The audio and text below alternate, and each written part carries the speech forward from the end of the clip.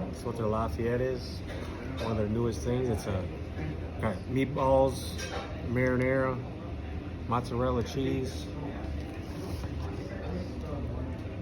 smoked sausage stuffed in a garlic bread with yeah, like I said, mozzarella, and then marinara.